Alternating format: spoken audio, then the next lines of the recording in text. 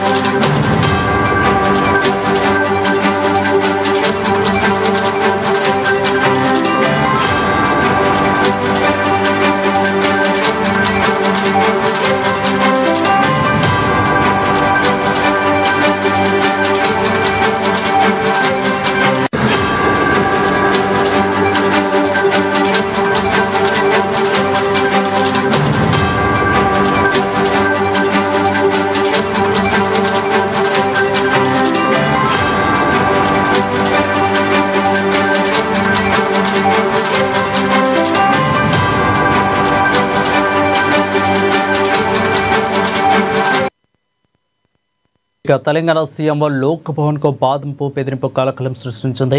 ఇక వాటిని పీల్చివేయడానికి కుట్ర చేస్తున్నారని దుండగులు మెయిల్ పంపించారు.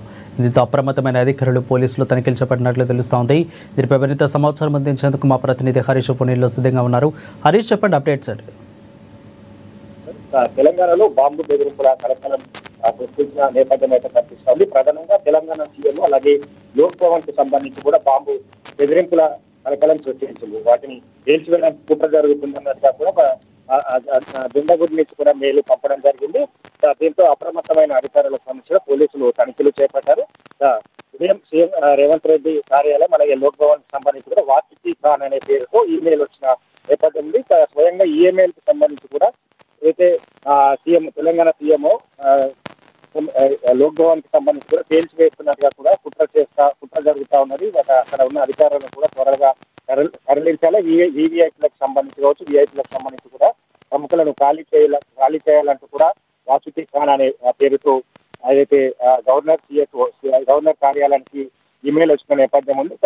గవర్నర్ సిఎస్ఓ శ్రీనివాస్ పంజాగుట్ట పోలీసులకు ఫిర్యాదు చేశారు. పంజాగుట్ట పోలీసులకు సంబంధించి కావచ్చు, మరోవైపు బాంబు స్క్వాడ్ అలాగే డాగ్ స్క్వాడ్ కి సంబంధించి కూడా ఇక తెలంగాణ సీఎంఓ అలాగే లోక్ భవన్ కి సంబంధించి కూడా పూర్తి స్థాయిలో అక్కడ ఏదైతే బాంబును వెతికే నేపథ్యం అయితే పరిస్థితి అయితే చోటు చేస్తున్నది. అయితే ముఖ్యంగా ఈ బాంబు బెదిరింపులకు సంబంధించి కూడా ఇప్పటికీ ఫేక్ బాంబు బెదిరింపుగా కూడా అయితే గుర్తించిన నేపథ్యం అయితే కనిపిస్తుంది. ఇక్కడ బాంబ్ స్క్వాడ్ తనిఖీ చేశారు, మరోవైపు డాగ్ స్క్వాడ్ తనిఖీ చేసిన పరిస్థితి ఉంది. అక్కడ ఎలాంటి బాంబు లేకపోవడంతో కూడా అంతా ఊపిరి పీల్చుకున్న పరిస్థితి అయితే కనిపిస్తా ఉన్నది. కాబట్టి మరోవైపు ఇదే బాంబు బెదిరింపుకు సంబంధించి కూడా శంషాబాద్ ఏదైతే ఎయిర్పోర్ట్ కు సంబంధించి కూడా బెదిరింపు ఈమెయిల్ వచ్చింది. ఇంకా ఇండియా నుంచి అయితే శంషాబాద్ నుంచి యుఎస్ కి వెళ్తున్న ఫ్లైట్ లో ఏదైతే బాంబు ఉన్నది. బాంబుకు సంబంధించి కూడా $1,00,000 ఇస్తే బాంబుకు సంబంధించి కూడా 10 నిమిషాల్లో బాంబుని అయితే డిస్మాండిల్ చేస్తామన్నట్టుగా కూడా ఈమెయిల్ పంపడం జరిగింది.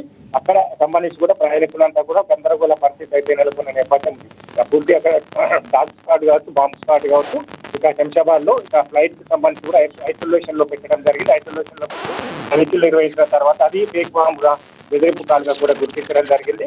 ఇక సైబర్ సంబంధించి కూడా క్రైమ్ నేరస్తులు ఇలాంటి ఫేక్ బాంబు బెదిరింపులకు పాల్పడుతున్నట్టుగా కూడా పోలీసులు ప్రాథమికంగా గుర్తించిన నేపథ్యం ఉంది. ఈ రెండు సంబంధించి కూడా అంశాలలో ఎవరైతే ఈమెయిల్ పంపారు, వాసుకి ఖాన్ పేరుతో ఈమెయిల్ వచ్చింది కాబట్టి అక్కడ ఐపీ అడ్రస్ ని ఛేదించే పనిలో పోలీసులు ఉన్నారు. ఎక్కడి నుంచి ఈమెయిల్ వచ్చింది, అటువైపు శంషాబాద్ ఎయిర్పోర్ట్ కు సంబంధించి కూడా న్యూయార్క్ నుంచి ఏదైతే మెయిల్ వచ్చినట్టు కూడా తెలుస్తా ఉన్నది. అక్కడ సంబంధించి కూడా ఆగంతకుని పట్టుకునే పనిలో కూడా పోలీసులు ఇప్పుడు పూర్తిగా దాన్ని అయితే దర్యాప్తు చేస్తున్న నేపథ్యం అయితే కనిపిస్తా ఉన్నది. కాబట్టి ప్రధానంగా ఇప్పటికే శంషాబాద్ కి సంబంధించి కూడా 20 బాంబు బెదిరింపులు కాల్స్ వచ్చిన నేపథ్యం ఉంది. మొన్న ఇండిగో విమానం సంబంధించి కూడా నిన్న బాంబు బెదిరింపు కాల్ వచ్చిన నేపథ్యం అయితే కనిపిస్తా ఉంది. ఇక మొత్తంగా పోలీసులకు సంబంధించి కూడా అలర్ట్ అయిన పరిస్థితి ఉంది. ఇక ఎందుకంటే హైదరాబాద్ లో సీఎంఓ కార్యాలయం, సీఎంఓ కావచ్చు, అలాగే లోక్ భవన్ సంబంధించి కూడా బాంబు బెదిరింపుల కలకలం సృష్టించింది. ఇక మరోవైపు శంషాబాద్ కి సంబంధించి కూడా ఈ రోజు బాంబు బెదిరింపు కలకలం సృష్టించిన నేపథ్యం ఉంది కాబట్టి అలర్ట్ అయిన పరిస్థితి అయితే ఉంది. Right, thank you Harish for the updates.